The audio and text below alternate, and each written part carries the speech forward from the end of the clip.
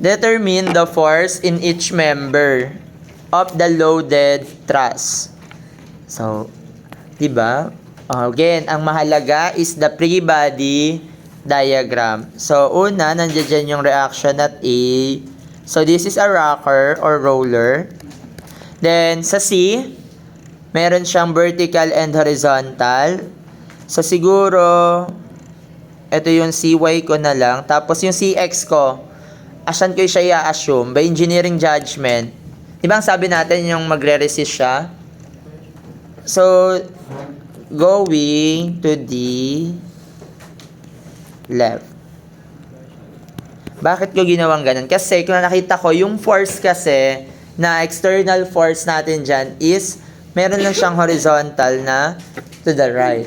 Eh di, syempre, kukontra nga, diba? Sabi natin, nagre-resist yan ng vertical and horizontal. So, ang nire-resist niya is to the right to. So, kailangan kukontra sa kanya, no? So, ano yung una yung gagamitin dito? Ilan lang yung force niyan kumpara dati, no? So, una, summation ng anong gusto niyo? Forces ng X equals to 0. To the right, positive. So, we have 600 minus Cx equals to 0. Cx is equal to positive 600 Newton. Sir, what if inassume ko na to the right yung Cx? O, edi magne-negative yon yung value na masasolve nyo. Kapag nag-negative, edi mali lang yung direction. So, next. Sir, how to solve for Cy and Ra? So, di ba sabi ko nga, pagka magsasolve kayo, sa hinge kayo lagi mag-moment. So, summation ng moment at C equals to 0. Assuming clockwise positive. So, ano yung mga forces na magpaproduce ng clockwise? Nandiyan si Ra. Ano yung moment arm ni Ra from point C? Diba ito yun? That is 6. Class, parang awa pakisolve ng maigi reaction. Minus si 400 magpaproduce ng counterclockwise. That is 400 times 3 minus 600 times 4 equals to 0. Therefore, Ra is equal to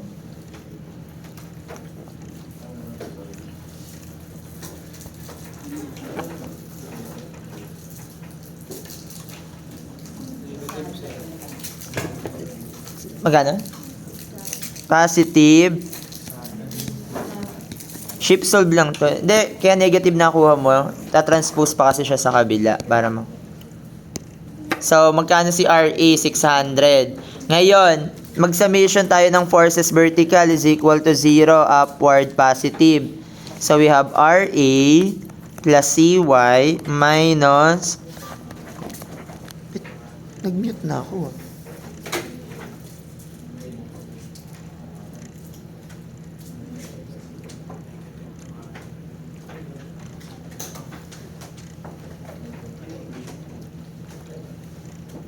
Ano daw? Please give companies urgent.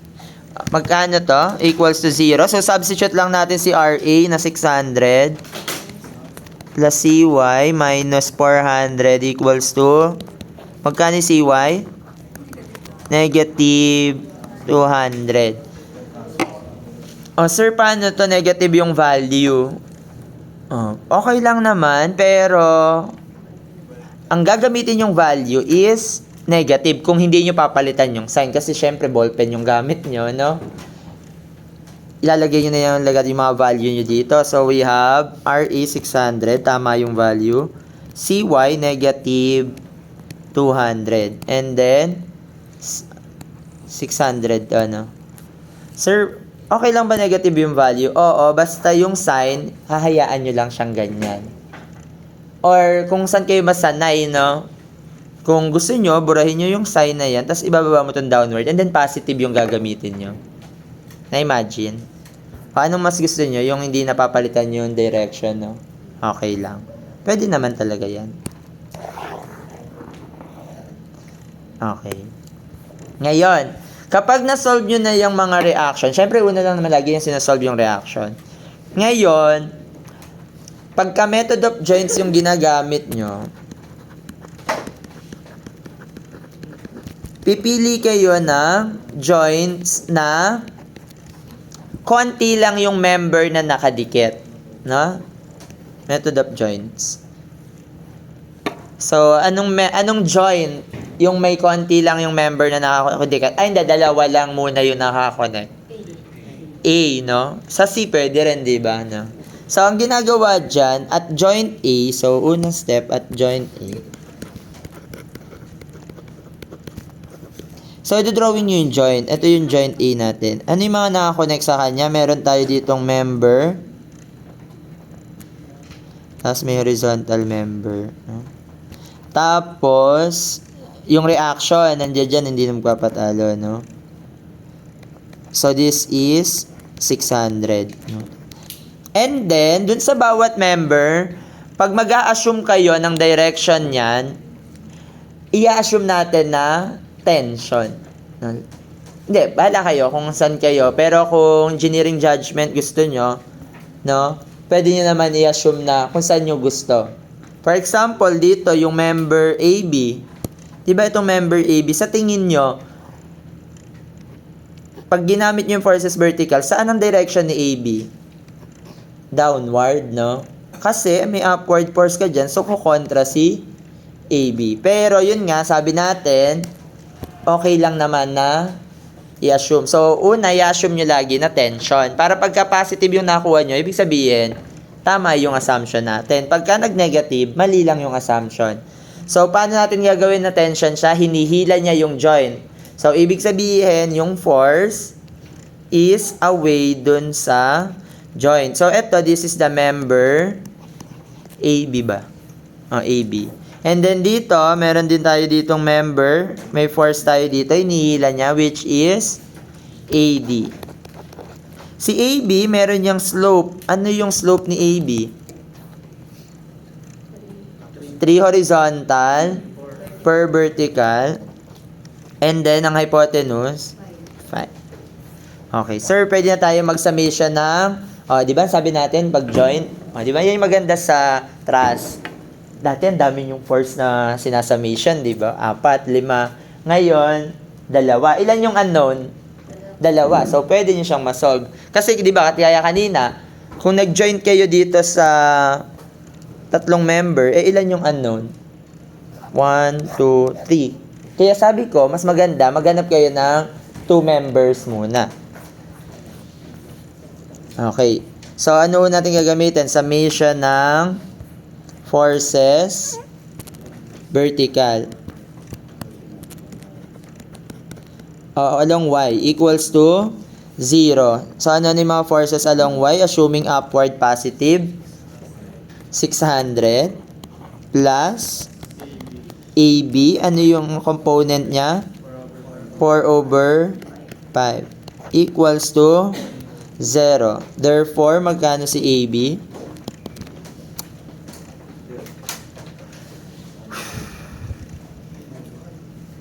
$3,000 divided by 4, 1,500, 750. Tapos negative 750 newtons. So, kung nakatabulate yan, so pwede nyo na ilagay dyan is AB, 750 newton, and then, lalagyan nyo siya ng C. So, ibig sabihin, 750 compression. So, bawal nyo lagyan ng negative 750 compression, no?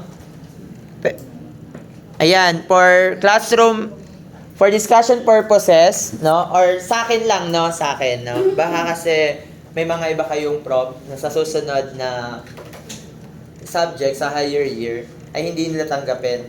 Ako, tinatanggap ko kasi nga, di ba, sinabi ko naman sa inyo na assume nyo lagi tension. Kapag nakita ko na ito yung sagot nyo, binox nyo na yan, tapos hindi nyo nilagyan ng C, tatanggapin ko to. Ano? Kasi nga, sabi ko nga sa inyo, ang ina-assume natin lagi is tension. So, kapag nag-negative lang, understood na yon, no? Naintindihan ko na to na compression. Okay, kahit i-box yun na nga yan, no? Pagka positive, yan na, solve mo dito, positive, so tension. So, lalagyan mo lang T. Ayan. So, ito yung ano natin. Again, vector nga siya. So, kapag So, kapag negative nga, that is compression. Pag positive, tension. So, next, ano yung isa nating formula? Summation ng forces along x is equal to 0. So, syempre, ang lalagay yung value dito kasi nga, ayaw na natin napalitan yung mga direction, di ba? So, ang AB, lalagay mo dito, negative 750. So, summation ng forces horizontal or along x is equal to 0. Ano yung mga forces horizontal? Si AD plus AB. Ano yung x component ni AB? 3 over 5 equals to 0. Substituting. Saan anong gagamitin na value na AB?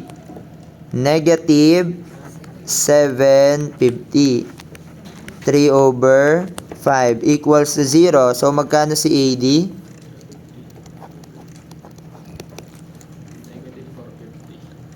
Positive. Ililipat mo sa kabila, no? Oh, kapag positive yan, understood na uli yan na tension. Ay, ganun lang yan, sir. Oo naman. Next. Siyempre, pagka method of joints, hanggat hindi nyo nakukuha lahat. Ito yung joint na una. Nakuha na natin to. Next. Saan nyo gusto yung mag-joint? Sa? Hindi pa. Kasi pagka nakuha ito na yung B, isa to. Pagka kailangan mo pa rin to. Dalawang joints pa pala yung kailangan natin. So, saan na? C na lang. Para madaling i-drawing, no? Para walang naka-incline. Pero, again, walang mali. Basta kahit saan kayo mag-join, no? Basta, may masasolve kayong dalawang member, no? At joint C.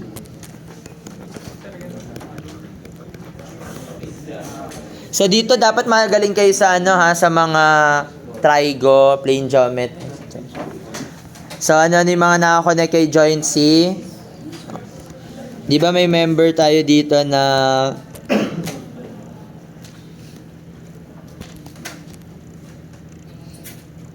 ayan. Tapos, may reaction tayo. Ang reaction doon isang upward and then isang to the left. So, di ba nandito yung CY natin? Tapos, this is 600 and then, ano yung ginamit natin? Hindi natin pinalitan, di ba? Negative 200. Tapos, ito yung member natin na to. That is yung CD tsaka BC. Tama? Ano yung i-assume natin? Away, no? Hinihila niya para maging tension. So, dito hindi nyo tinitignan kung to the right or to the left yung i-assume nyo na positive, no? So, this is, anong letter yon? BC tsaka CD. BC. Class ang assumption natin is hinihila, no? Tension ng assumption, hindi to the left or to the right, no? So, assumption natin hinihila na tension yan. Ngayon, using summation ng forces horizontal or forces along X. So, ano yung mga forces along X? Is equal to 0, assuming to the right positive. So, we have negative BC, kasi to the left siya, tama? And then, minus 600 equals to 0. So, magkano si BC? Negative 600 Newton. Okay na yan. Or, para mas maganda, BC is equal to 600 Newton compression.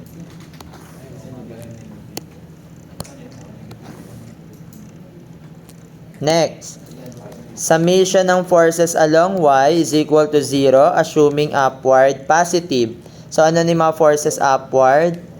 Yung negative 200 minus CD equals to 0. Therefore, CD is equal to negative 200 Newton.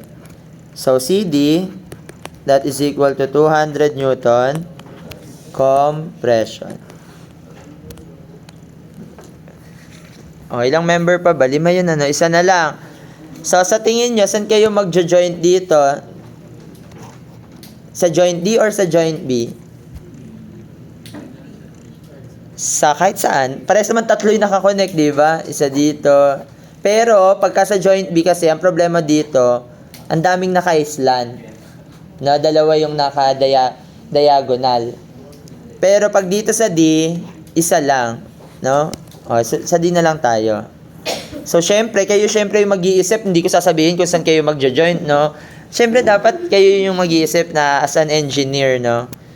At joint D. So, drawing lang natin yung mga member na nakakonect.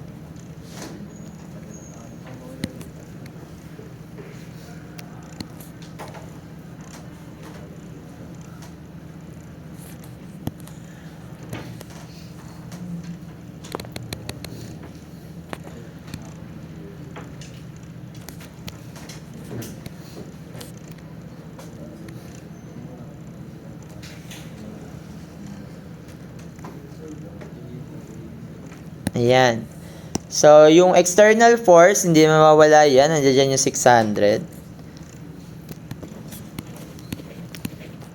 Okay. At joint D yan, ha. Tapos, ano yung mga member natin dito sa ilalim? This is AD, di ba? Tama? So, ilagay nyo na lang. Assume natin yan AD. Tension pa din, di ba? O, tension, hinihila. AD. Tapos tension, inihila ulito. This is, anong letter yun?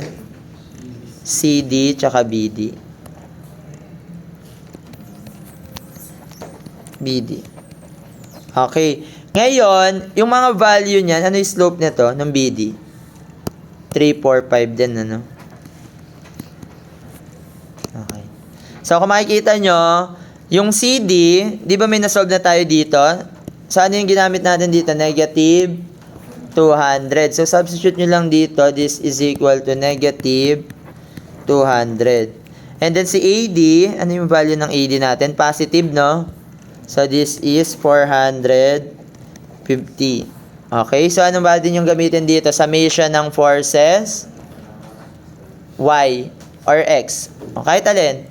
Summation ng forces along X is equal to 0 to the right. Positive. So, ano ni mga forces to the right? 600 minus 450 minus BD. Ano yung X component?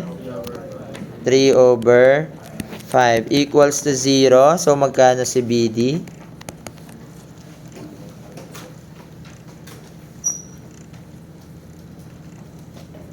Negative or positive? Parang positive. 250 newtons. Tension, no? Positive kasi. And then, checking. So, dapat, di ba sabi natin equilibrium? E di gamitan natin ang summation ng forces vertical is equal, y is equal to 0, upward positive. Ano ni mga forces upward? Nandyan si BD. Ano yung component ni BD? 4 over 5 minus 200 equals to 0. Substitute lang natin yung BD. We have 250 by 4 over 5 minus 200. 0 ba to? Tama ba? 5. Ayan. Therefore, checking. Ano lang to checking? So, minsan sa lecture, sa exam, ganito yung nakalagay.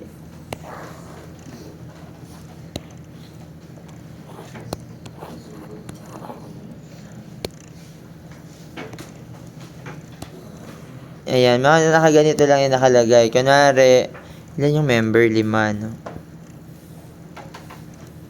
Dapat pala dinagdagan natin. Ano lang to? Siyempre nakasummary kasi yan, no? Pagka exam.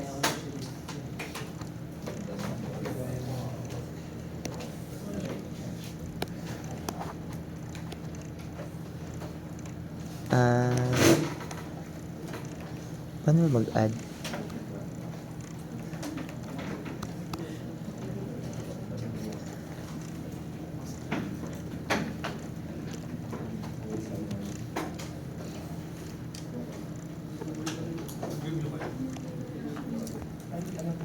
Ayan. O, dito ilalagay nyo lang dito yung member. Ay, Barbie. Yan, nakalagay dyan, member. Tapos, ang tawag doon? Forces. Tapos, nakalagay dyan, units. Tapos, T or C. Nalalagay nilang ganyan. So, ang mga member natin ay AB, AC, may AC ba dun? Parang wala. ABAD pala. ABAD,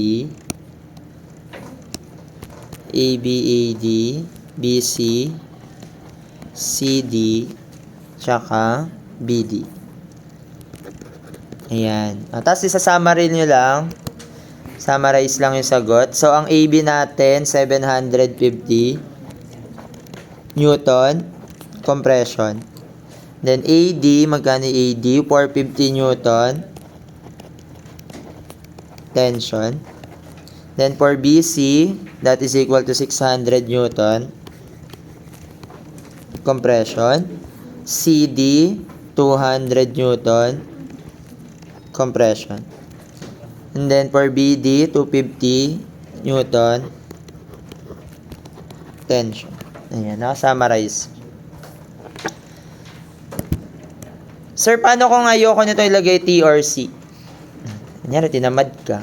Ganyan na lang ginawa. Kunyari, ganito yung ginawa niya. Duplicate. Sir, tamad ako parang ganyan. Diba, ang dali-dali naman, i-input mo lang C or T. So, sir, ganito yung ginawa ko sa, saan yung mga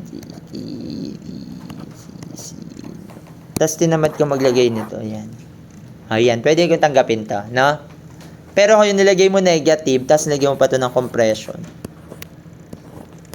mali ka dyan. Mamali. Ayan. Pwede na yan. Ayan. Summarize lang to. So, sa next subject nyo, ano naman yan? Kailangan nyo yan. So, kailangan yung mga compression force, compressive strength, no? Paano checking? Summation of forces along Y. Ano yung mga forces sa Y? BD, upward, may component, tapos may upward ka minus. Ayan. Whew.